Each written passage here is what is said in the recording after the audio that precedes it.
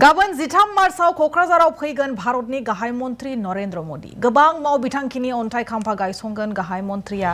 बासाबारि ओनसोलाव गंसे गेदेर रेल कच फोसाबग्रा दारिमिननि अन्थाइ खाम्फा गायसंगोन गाहाय मन्त्रिया बे मावबिथांखियानो बड'लेण्ड ओनसोलजों लोगोसे गासै सा सानजा भारतआव दारिमिन जौगानायाव गोनां बिफाव लागोन होनना मिजिं खालामदों गायसंनो गोनां दारिमिनखौ खमैबो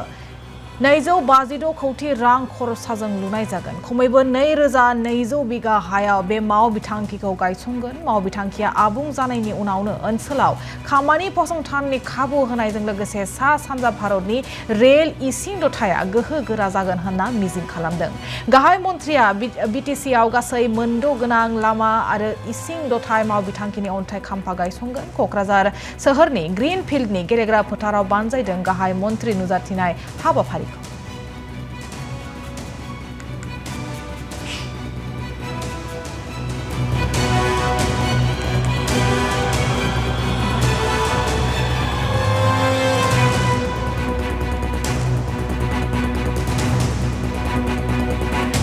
गाबोन 13 मार्चआव क'क्राझाराव फैगोन गाहाय मन्त्री नरेन्द्र मोदी बेनि थाखाय साखाफारासै गोबां मावबिथांखिनि अन्थाइ खाम्फा गायसंगोन गाहाय मन्त्री नरेन्द्र मोदीआ बासबारियाव रेल कच फोसाबग्रा आरो अन्थाइ खाम्फा गायसंगोन गाहाय मन्त्री नरेन्द्र मोदीआ आच्चा काल जो मोदी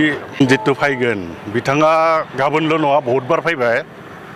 दिनैसिम जों नुनो थांदों प्रधानमन्त्री बिभिन्न प्रधानमन्त्रिया जेन'बा कंग्रेसनि जोंनि आसाम हादोरनिनो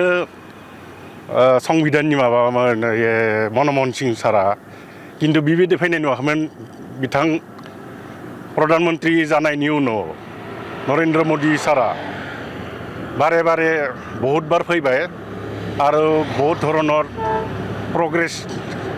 दिन्थिनो कारणे बा माबा माबि उद्घाटन जेन'बा माबारि दलं बनायदो आपार आसाम साइडआव बेबायदिनो बहुत उन्नतिनि माबा होदो आसाम हादोरनि कारणे जों गाबोन फैगोनखौ बिथां नरेन्द्र मोदी सारा फैगोनखौ जोबोद गोजोननाय मोनदो बिथाङा जितु थांखि लाना फैगोन गाहामानो जागोन जों बिनि कारणे एज ए बर' जों बिटिआर